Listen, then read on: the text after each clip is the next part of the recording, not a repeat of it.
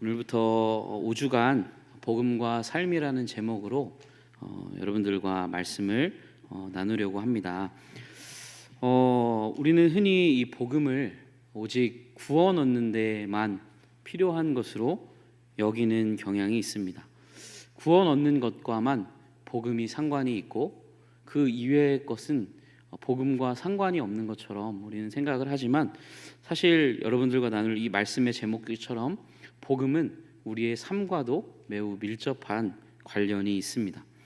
복음은 단지 우리에게 구원만 주는 것이 아니라 우리의 삶을 바꿔 나갑니다. 사실은 우리의 삶이 바뀌는 것도, 그 과정도 구원의 서정 안에 포함되는 것이죠. 여러분들, 이게 성도님들과 함께 나눌 이 내용들은 팀 켈러 목사님이라는 분이 쓰신 복음과 삶이라는 교재를 요약하여서 이제 진행하려고 합니다. 원래는 8과로 구성된 교재인데요, 5주로 요약하여서 진행을 하려고 하고요. 5주간 다룰 주제는 그 아래에 나와 있는 내용과 같습니다. 그래서 1주 차인 오늘에는 이제 마음에 대해서, 우리 마음을 바꾸는 복음에 대해서 다룰 거고요. 2주 차에는 이제 우상 숭배에 대한 이야기인데, 이것도 결국은 마음에 관한 이야기입니다. 그래서 복음이 우리의 마음을 바꾼다, 우상을 섬기는 우리의 마음을 바꾼다. 2주 차까지 우리 자신, 우리 마음에 관한 주제를 다루게 됩니다. 그리고 3주 차부터는 이제 우리 마음으로부터 외부로 뻗어나가는 주제이죠. 그래서 이 마음이 변화된 사람들이 모인 이 공동체, 바로 교회죠. 마음의 변화를, 복음을 통해 마음이 변화된 사람들이 모인 이 교회 공동체는 어떤 모습인가, 그리고 그 공동체를 통하여 이 복음 전파의 사명이 어떻게 이루어질 수 있는가, 이 공동체에 대한 부분을 나눌 거고요.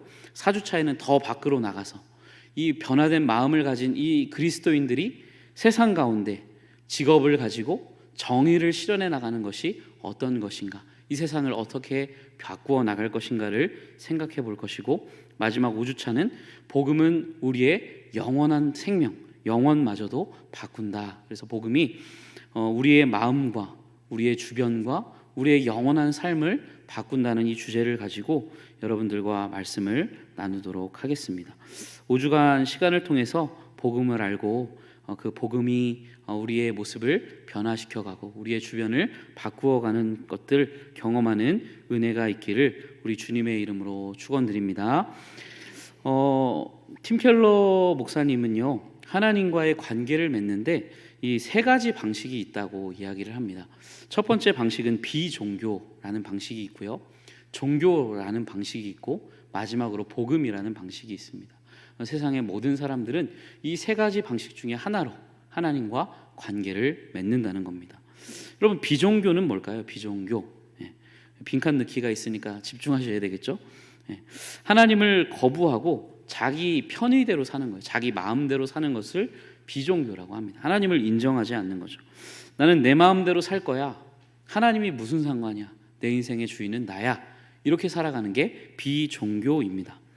누가복음 15장에 나오는 탕자가 비종교인의 대표입니다.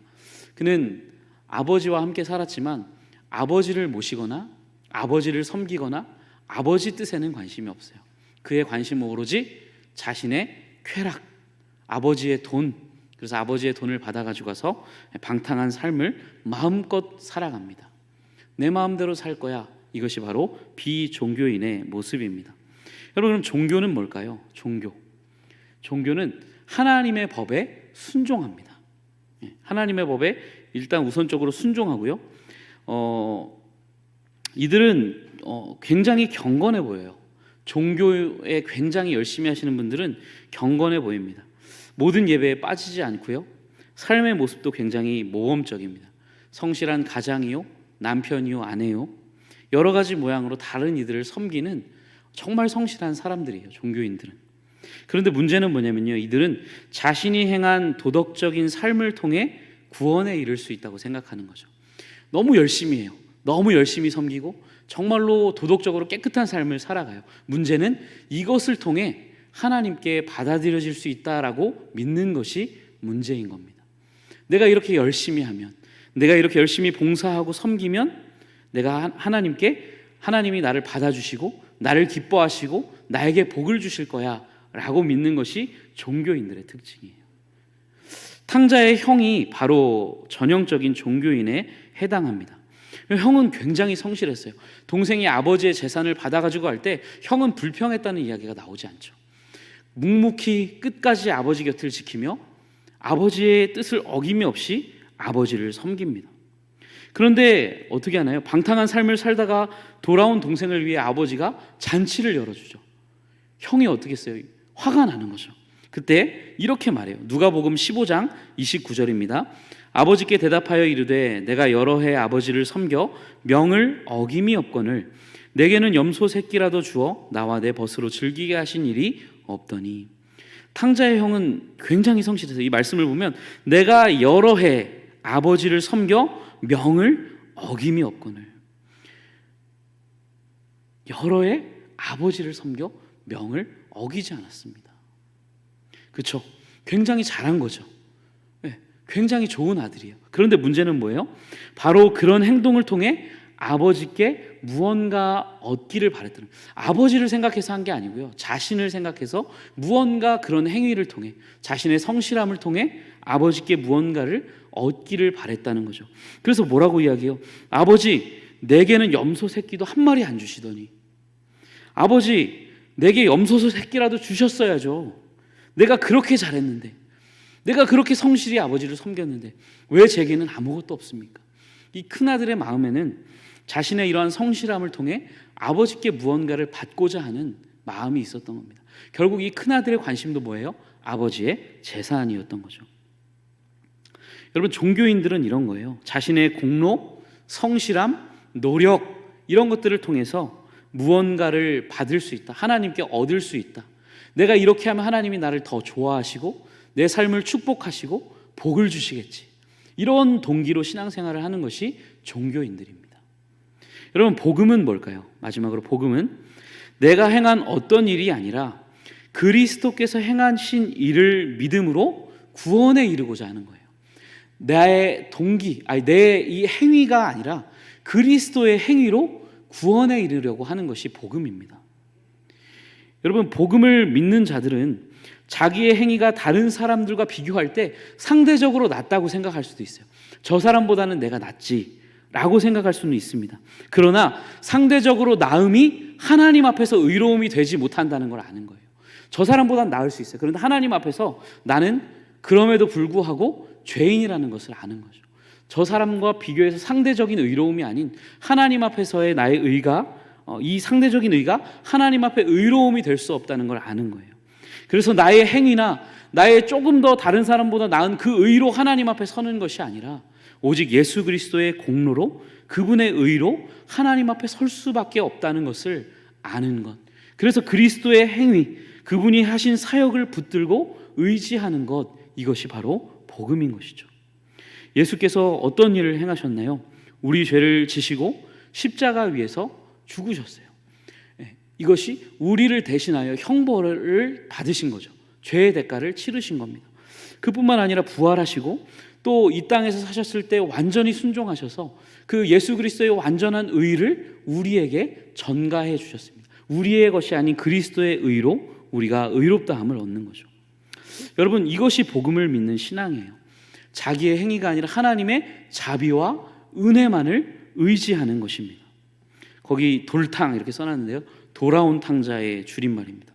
여러분, 탕자의 모습이 처음에는 세상 사람이었어요. 비종교, 아버지의 뜻대로 살지 않아요. 그런데 이 탕자가 어떻게 하나요? 자신의 죄를 뉘우치고 이제는 아버지의 은혜와 자비만을 의지하여 아버지께로 나와요. 그러자 용납을 받게 되는 겁니다. 자신의 행위를 의지하지 않고 하나님의 자비, 그리스도의 은혜만을 의지하는 것이 복음입니다. 여러분, 거기 밑에 질문이 하나 있습니다. 위에서 제시한 세 가지 삶의 방식 중 하나님을 거부하는 방식이 무엇이라고 생각하시나요? 뭘까요? 비종교는 당연하겠죠. 하나님 없이 사는 거니까. 그런데 종교 역시도 하나님을 거부하는 겁니다. 그렇죠? 왜 그럴까요? 거기 나온 것처럼 하나님을 구원자이며 삶의 주인으로 받아들이기를 거부한다. 하나님 이외의 다른 것에서 구원을 찾음으로써 삶을 통제하려고 한다. 자기가 이렇게 하면 하나님께서 구원을 주시겠지, 자기 스스로가 구세주가 되려고 하는 거죠. 여러분, 비종교하고 종교는 구별하기가 되게 쉽죠. 그런데 이 종교와 복음은 이게 되게 헷갈려요. 저희 안에서도 이게 신앙생활을 하면서도 되게 이게 구분이 잘 되지 않을 때가 있습니다. 그래서 이 종교와 복음의 차이를 구분하는 것이 중요하고, 또 이런 구분을 나에게 적용해보고 우리의 신앙을 점검하는 것이 필요할 것 같습니다. 아래의 표를 보시면서 종교와 복음의 차이가 무엇인지를 잠시 살펴보도록 하겠습니다. 종교와 복음, 우선은 순종의 동기가 다릅니다. 왜 순종을 하느냐? 순종의 모티브가 다른데요. 종교인들은 어떤 동기로 순종할까요? 순종하면 용납될 것이다. 여기 한번 써보시겠어요? 순종하면 용납될 것이다. 그러니까 이분들은 왜 순종하는 거예요? 종교인들은 용납받기 위해 순종하는 거예요. 용납받기 위해. 내가 이렇게 하면 하나님이 날 받아주시겠지. 내가 열심히 기도하면, 내가 열심히 금식하면, 내가 더 많은 액수를 헌금하면 하나님이 날 받아주시겠지. 나를 기뻐하시겠지. 이렇게 용납, 하나님께 받아들여짐, 이것이 동기가 되어 하나님께 순종하는 겁니다. 복음을 믿는 사람들은 동기가 달라요. 뭐냐면 용납되었으므로 순종한다. 순서가 반대죠.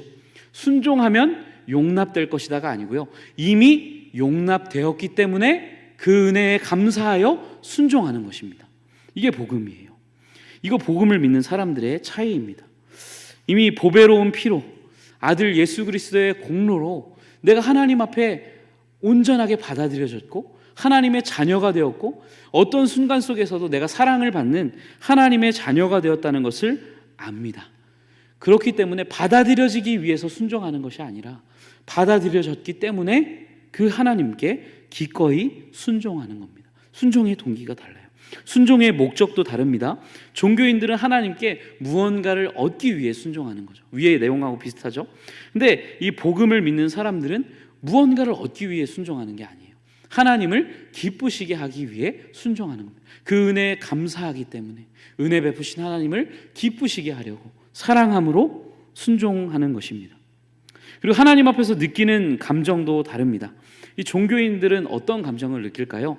두려움과 불안함을 느껴요. 주로 하나님과의 관계에서 두렵고 불안합니다. 왜 그럴까요?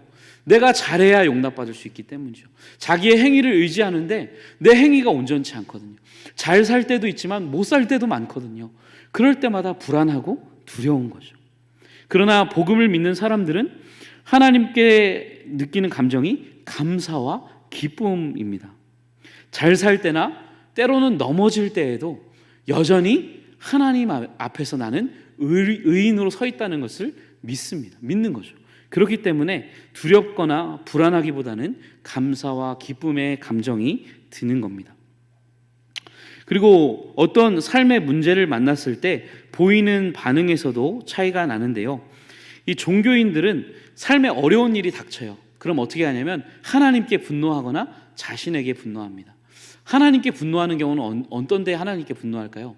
자기가 열심히 순종하고 충성했을 때. 내가 열심히 순종했어. 열심히 충성했어요. 그런데 내 삶에 고난이 찾아와요.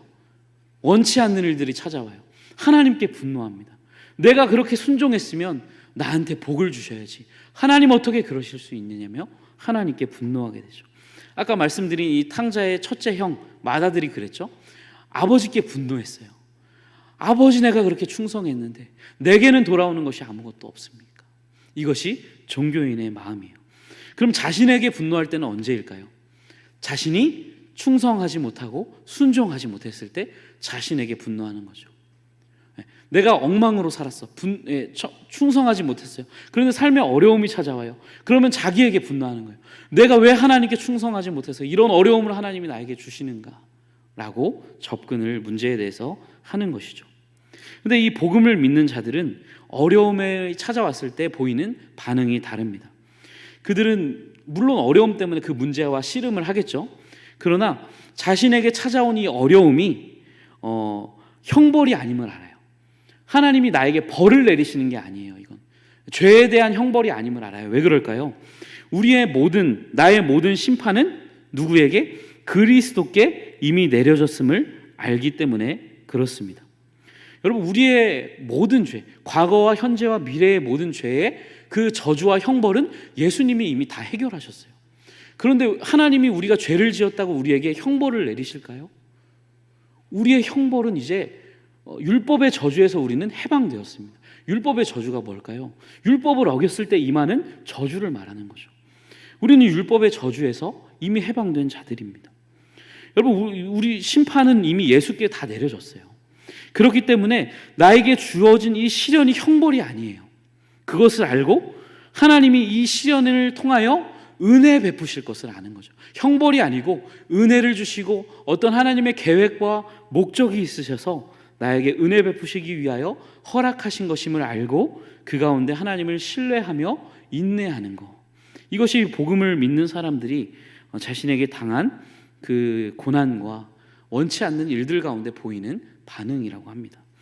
여러분, 자아상도 한번 살펴볼까요? 앞에서 반복해서 되는 이야기 때문에 잘 이해가 되실 거라고 믿습니다. 여러분, 종교인들은 자아상이 어떨까요? 두 극단을 왔다 갔다 해요. 교만하거나 찌그러져 있거나 이거예요. 자기가 막 이렇게 잘 살아요. 막 자기가 세운 어떤 기준 이상으로 잘 살아. 그러면 자신감을 갖고 점점 교만해져요. 내가 잘 살았거든요. 교만해지고 자신감을 가져요. 그러면서 그렇지 못하게 사는 자들을 깔보고 무시하는 거죠. 무자비해지는 거죠. 한편 기준에 부합한 삶을 살지 못할 때는 자신감이 한없이 낮아지고 하나님 앞에 나아가지 못해요.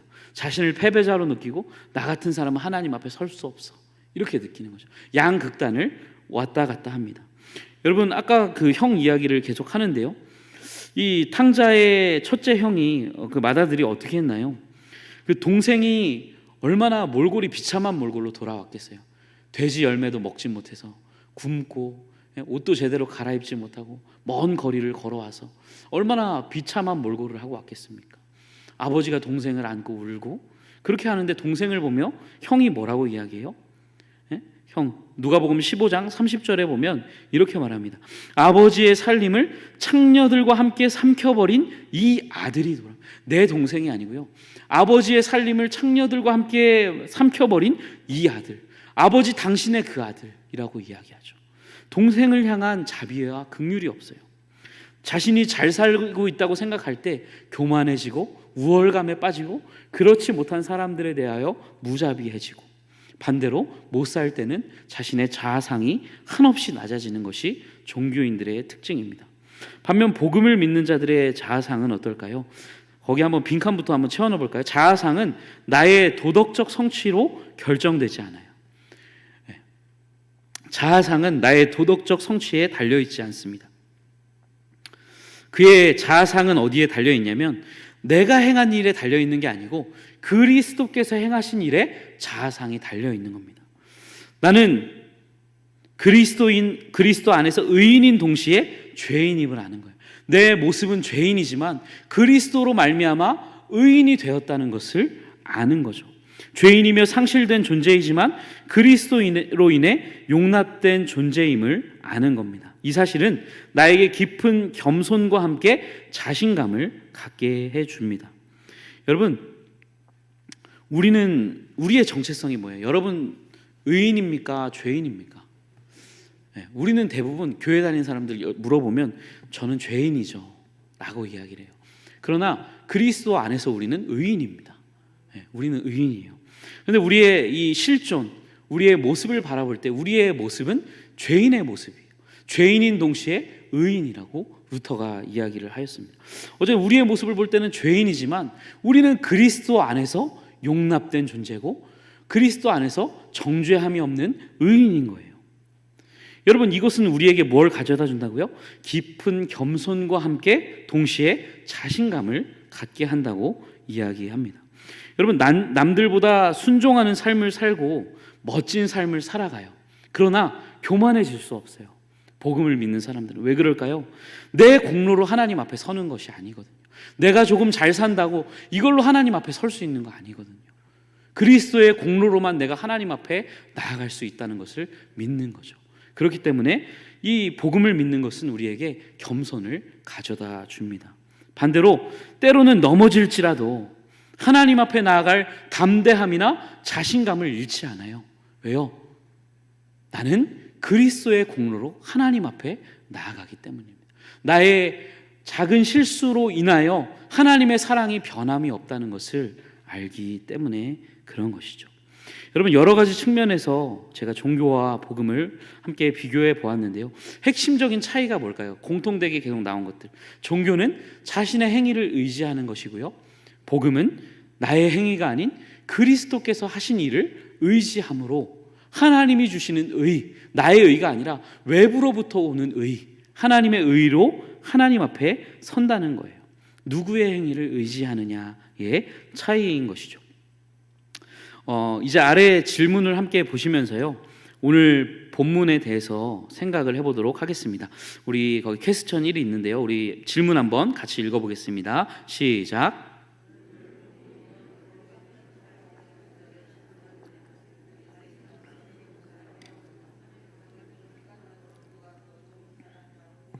네, 오늘 본문을 아까 함께 읽으셨을 텐데요. 여러분들은 누가 더 좋은 사람이라고 생각하십니까? 바리새인인가요? 세리인가요? 바리새인입니다. 여러분, 바리새인이 더 좋은 사람이에요. 제가 틀렸나요? 분위기가 제가 틀린 것 같은 분위기인데요.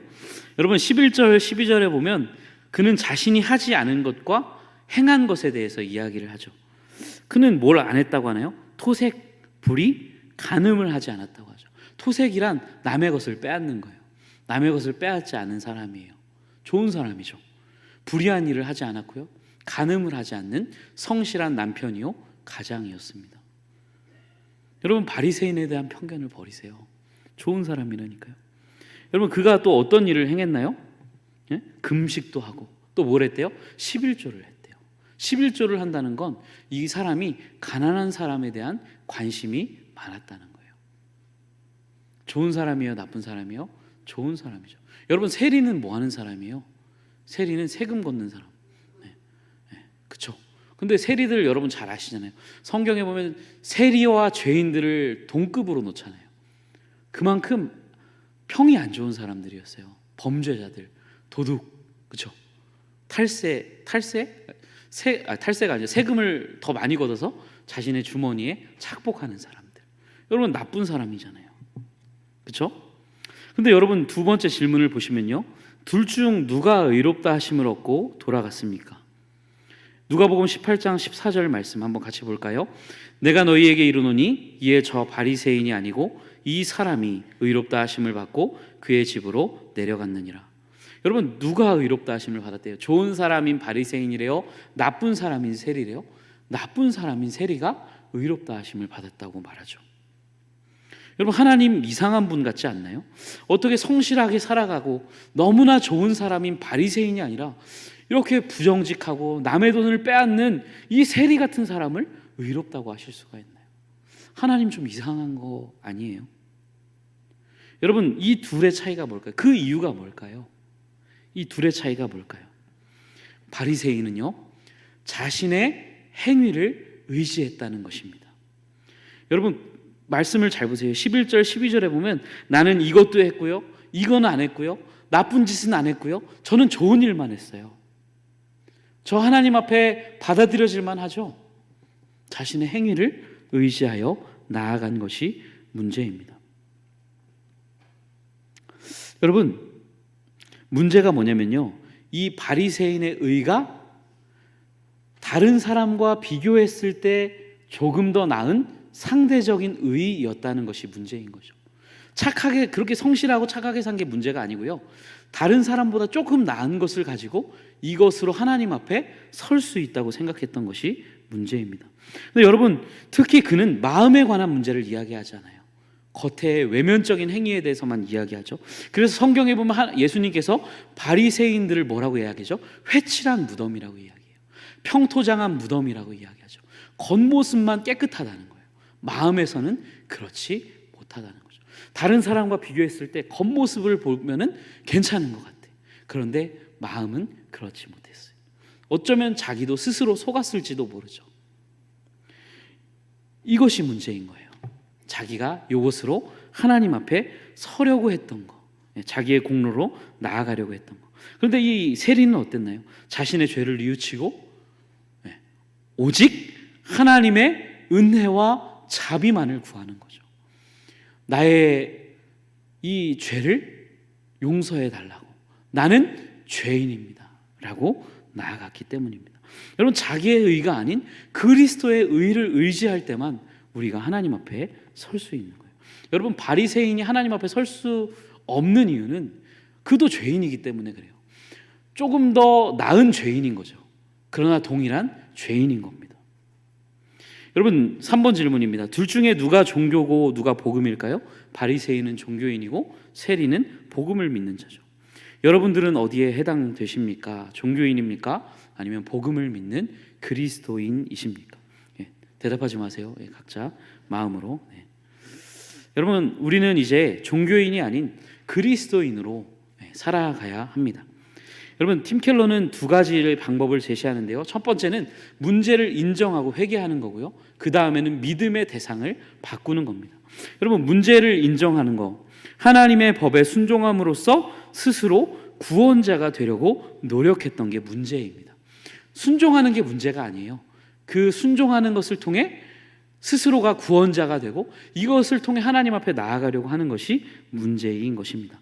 바울은 이것을 강력하게 비판하는데요. 우리 갈라디아서 2장 21절 말씀 한번 같이 읽어보도록 하겠습니다. 시작. 의롭게 패하지 아니하노니 만일 의롭게 되는 것이 율법으로 말미암으면 그리스도께서 헛되이 죽으셨느니라. 아멘. 여러분, 만일 의롭게 되는 것이 율법으로 말미암으면 뭐라고요? 그리스도께서 헛되이 죽으셨다. 여러분, 무슨 말일까요? 율법을 지켜서 의롭게 될 수 있다면 예수님은 죽으실 필요가 없어요. 그런데 예수님이 죽으신 것은 왜 죽으셨을까요? 거꾸로 말하면 예수님이 왜 죽으셔야만 했을까요? 율법으로 의롭게 될 수 있는 사람이 없기 때문에 죽으신 것이. 율법을 다 지켜서 의롭다함을 얻을 수 있는 사람이 하나도 없기 때문에 예수님이 죽으셨던 거예요. 여러분, 갈라디아서 5장 4절 말씀도 같이 한번 보겠습니다. 시작. 율법 안에서 의롭다함을 얻으려 하는 너희는 그리스도에게서 끊어지고 은혜에서 떨어진 자로다. 아멘. 굉장히 무서운 말이죠. 율법 안에서 의롭다함을 얻으려 하는 너희는, 갈라디아 교회 안에 이 거짓 교사들로 인하여 할례를 받아야 구원을 얻는다, 절기를 지켜야 구원을 얻는다 라고 말하는 거짓 교사들로 인해 그들이 다시 육신의 할례를 받으려고 했어요. 바울이 말하는 거예요. 율법을 지켜서 너희가 의롭다함을 얻으려 한다면 너희는 그리스도에게서 끊어지고 은혜에서 떨어진 자라, 이렇게 말하는 거죠. 여러분, 그리스도의 공로만을 의지하지 않으면 은혜에서 떨어지는 겁니다. 굉장히 무서운 말입니다. 여러분, 질문 하나 드려보겠습니다. 헤엄을 쳐서 태평양을 건널 수가 있을까요? 자, 제가 수영 경력이 조금 됩니다, 여러분. 3개월 배웠습니다. 3개월 배우다가 제가 대상포진을 한번 걸렸거든요. 이 젊은 나이에, 예전에 북일교회 오기 전에. 여러분, 3개월 배웠기 때문에 저는 수영을 잘 못하고요. 발이 땅에 닿지 않으면 무섭습니다. 여러분, 저보다 수영 경력이 오래되신 분들 여기 계시죠? 자, 그러면 저는 태평양을 건너지 못하는데 저보다 이제 1년, 5년, 10년 배우신 분들, 자, 태평양을 건너실 수 있는 분 한번 손 들어보실래요? 저희 둘째 아이 태몽이 박태환이거든요. 왜 박태환이 하는지 모르겠어요. 근데 여러분, 박태환을 데리고 오면 박태환은 수영해서 태평양을 건널 수 있을까요? 못 건너죠. 여러분, 하나님 앞에 의롭다함을 얻는 것도 마찬가지예요. 죄인인 우리가 율법을 지켜서 하나님 앞에 의롭다함을 얻을 수 있다고 믿는 것은요, 헤엄을 쳐서 태평양을 건널 수 있다고 믿는 것하고 똑같은 겁니다. 여러분, 옛날에 아담에게는 율법을 어기지 않을 수 있는 가능성이 존재했어요. 그는 죄에 오염된 상태로 창조되지 않았거든요. 그런데 우리는 그 아담이 범한 범죄로 인해 죄의 그 부패함을 가지고 태어나죠. 그래서 우리는 죄를 짓지 않을 수 있는 가능성이 없는 상태로 태어나는 겁니다. 우리는 죄를 지을 수밖에 없는 존재로 태어나죠. 그렇기 때문에 우리가 율법을 다 지켜서 하나님 앞에 의롭게 되는 것은 불가능한 일이에요. 태평양을 건너는 것만큼 불가능한 일입니다. 그런데 우리는 어떻게 합니까? 서로 비교하는 거죠. 내가 저 사람보다는 나아. 그러니 하나님 앞에 설만하지. 저 사람보다는 예쁘죠? 저 사람보다는 내 기도를 들어주실 만하죠? 인정받을 만하죠? 이러고 있는 거죠. 뭐하고 똑같은 거예요? 내가 저 사람보다 수영 실력이 좋으니까 나는 태평양을 건널 수 있다고 말하는 것과 같은 겁니다. 여러분, 상대보다 나은 의로는 절대로 하나님 앞에 서지 못해요. 상대보다 조금 나은 수영 실력으로 태평양을 건너지 못하는 것처럼 다른 사람보다 조금 낫게 살았다고, 외적인 모습이 조금 더 깨끗하다고 그것으로 하나님 앞에 설 수 없다는 이야기입니다. 여러분, 바울이 로마서 1장에서 3장까지 어떤 이야기를 하나요? 1장에서 이방인들의 죄에 대해 이야기해요. 부패하고 타락하고 동성애, 타락한 삶을 살아가는 자들, 그들의 죄를 이야기해요. 2장에 와서는 무슨 이야기를 합니까? 유대인들의 죄를 이야기해요. 그런 자를 판단하고도 같은 일을 행하는 사람아, 너희가 하나님의 심판을 피할 줄로 생각하느냐. 도덕적으로 겉으로 보기에 깨끗한 삶을 살아가는 자들도 상대적으로 조금 나은 것으로는 하나님 앞에 설 수 없다고 이야기합니다. 그렇기 때문에 우리는 이 문제를 인정하고 회개를 해야 되죠. 자, 회개입니다. 단지 회개의 양을 바꾸는 것이 아니라 회개의 깊이를 바꾸어야 합니다. 여러분, 회개의 깊이를 바꾼다는 게 뭘까요?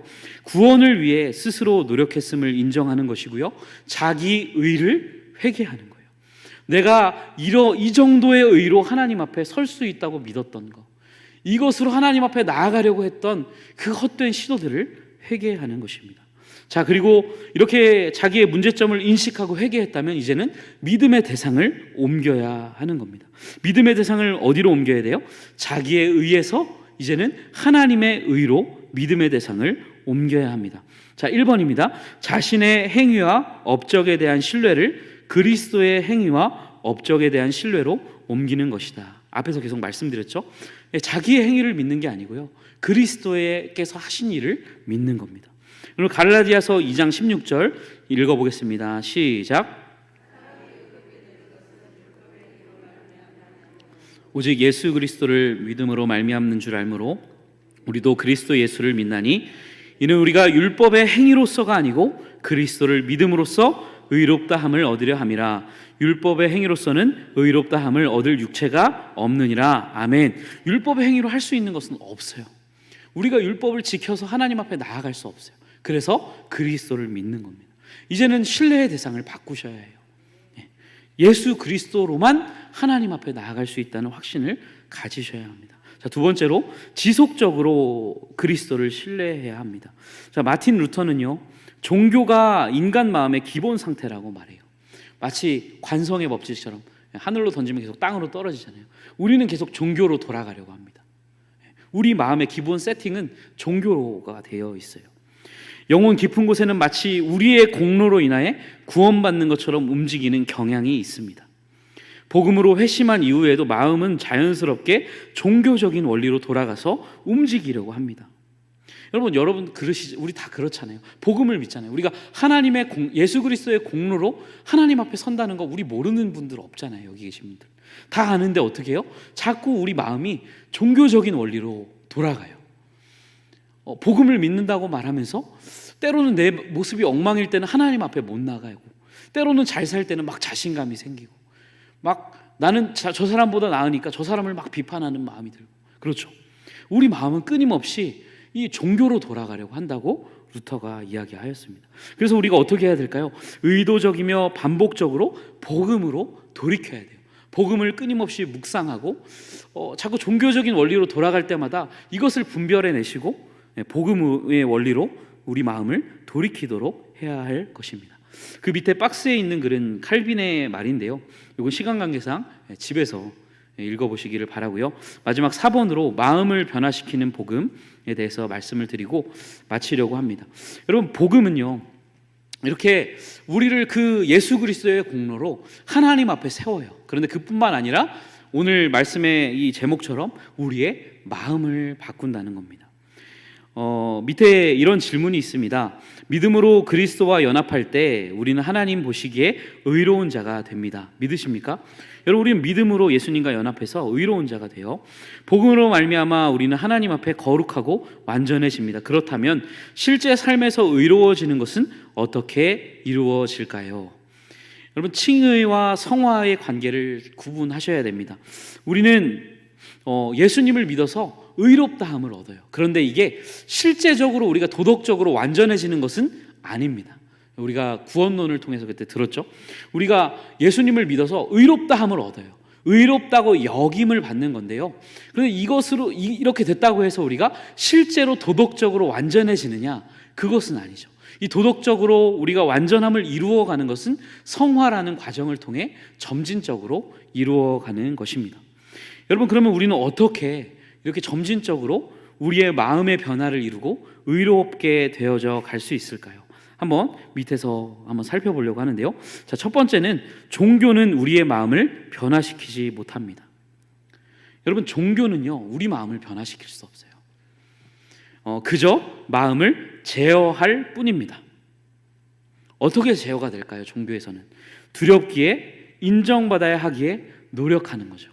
하나님 앞에 받아들여지려면 열심히 노력해야 돼. 열심히 봉사해야 돼. 그래야 하나님이 나를 기뻐하시겠지. 나를 받아주시겠지. 내 기도를 들어주시겠지. 마음이 그냥 제어되는 거죠. 마음이 변화되는 것은 아닙니다. 근본적인 마음의 변화를 이루지는 못하는 것입니다. 자, 두 번째, 비종교 역시 마음을 변화시키지는 못합니다. 여러분, 이 비종교, 하나님을 인정하지 않는 사람들은 어떤 동기로 선을 행할까요? 그들은 단지 자신의 자존심과 두려움이 동기가 되어 선을 행할 뿐입니다. 여러분, 하나님을 믿지 않는 자들이 왜 선을 행할까요? 자존심과 두려움 때문에 선을 행한다고 조나단 에드워즈라는 분이 이야기를 했습니다.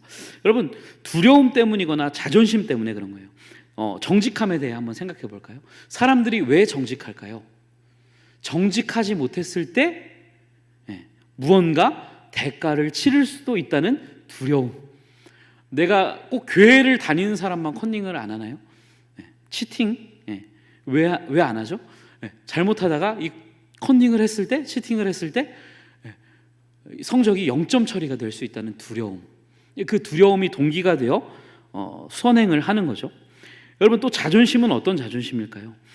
나는 저런 정직하지 못한 사람들처럼 되지는 말아야지. 이런 자존심. 여러분, 이게 동기가 되는 거예요. 그래서 이렇게 두려움이나 자존심을 가지고 선을 행하는 것을 보편미덕이라고 합니다. 왜 그럴까요? 보편적으로 모든 사람들이 이런 것을 동기로 선을 행하기 때문에 보편미덕이라고 부르는 거예요. 여러분, 이 비종교 역시 마음을 변화시키는 건가요? 단지 제어하는 건가요? 두려움과 자존심을 가지고 마음을 제어할 뿐인 거죠. 여러분, 그런데 놀랍게도요, 이것은 죄를 짓는 원인이 되기도 합니다. 여러분, 두려움과 자존심 때문에 죄를 안 범하고 선을 행하기도 하는데요, 반대로 두려움과 자존심이라는 동기는 죄를 범하는 동기가 되기도 해요. 여러분, 정직했을 때 만일 자존심이 상하는 일이 발생한다면 어떻게 할까요? 정직하게 행했는데 만일 정직한 것 때문에 이걸 들키면 내 자존심이 상해. 그러면 정직함을 포기하겠죠. 여러분, 만약에 정직했을 때 내가 어떤 두려운 상황을 마주해야 돼요. 그럼 어떻게 할까요? 정직함을 포기하는 겁니다. 여러분, 정직함과 두려움이라는 이 보편 미덕에서의 동기는 선을 행하는 동기가 되기도 하지만 반대로 악을 행하는 동기가 되기도 하는 거예요. 그래서 왜 세상에 선해 보이는 사람들이 한순간에 무너질까? 이것을 설명해 주는 거죠. 여러분, 비종교 역시도 마음을 변화시키지는 못합니다. 그 밑에 질문 한번 읽어볼까요? 시작. 종교와 비종교에서 선은 누구를 위해 행하는 걸까요? 자기를 위해 하는 거예요. 자기. 그렇죠. 비종교에서는 자신의 자존심과 두려움 때문에 해야 하는 것이고요, 종교에서는 하나님께 무언가를 얻기 위해 하는 거기 때문에 결국엔 자기를 위해 선을 행하는 겁니다. 스펄전은 이런 이야기를 했습니다. 한 농부가 커다란 당근을 키웠대요. 그래서 이 당근을 가지고 왕에게 가서 왕을 존경하는 마음을 담아서 왕에게 큰 당근을 바쳤대요. 너무 좋은 그 당근입니다. 왕을 존경하는 표시로 바쳤더니 왕이 그 농부에게 땅을 선물로 준 겁니다. 이 소식을 들은 한 귀족이 당근을 바쳐서 땅을 얻었다? 그러면 나는 무엇을 바치면 더 좋은 걸 얻을까? 아주 잘생기고 큰 검정색 말을 선물해야겠다. 다음날 왕에게 갔답니다. 그 말을 선물했대요. 그런데 왕이 이상하게도 고맙다고 하고 그냥 가라고 하는 겁니다. 귀족이 당황해서 어리 빠진 표정으로 쳐다봤더니 왕이 이렇게 이야기했다고 하죠. 농부는 나에게 당근을 주었지만 당신은 당신 자신에게 말을 주었어. 무슨 말씀인지 이해가 가시나요? 농부는 나에게 당근을 줬지만 당신은 당신 자신에게 말을 준 겁니다. 왕이 그 마음을 읽은 거죠. 여러분, 종교에서 하는 이 선은 하나님을 향한 것 같죠.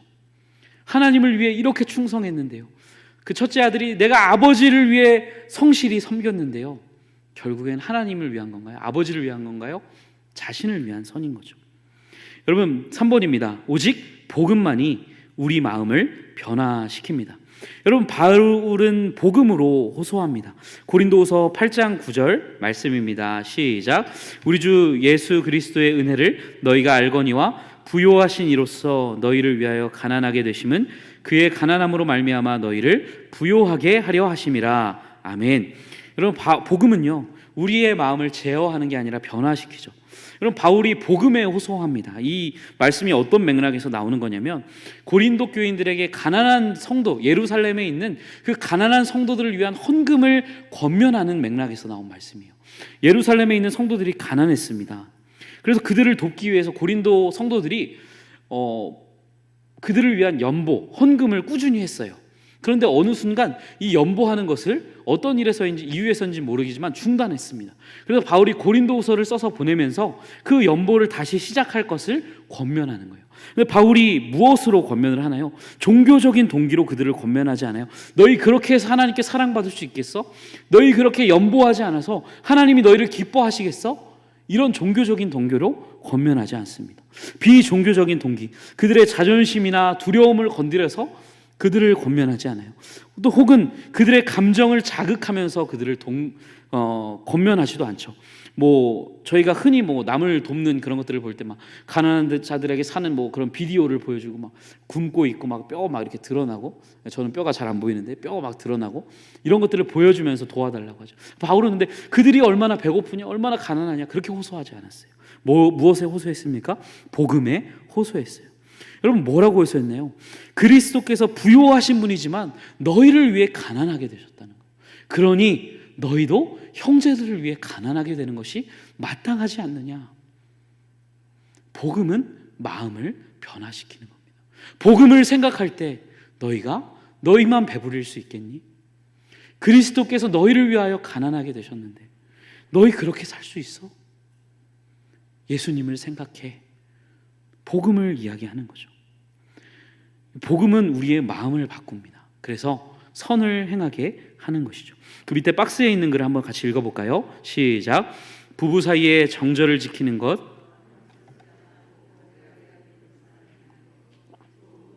자녀가 되는 것은 단지 그리스도의 법을 따르려는 노력을 배가하는 것이 아니다.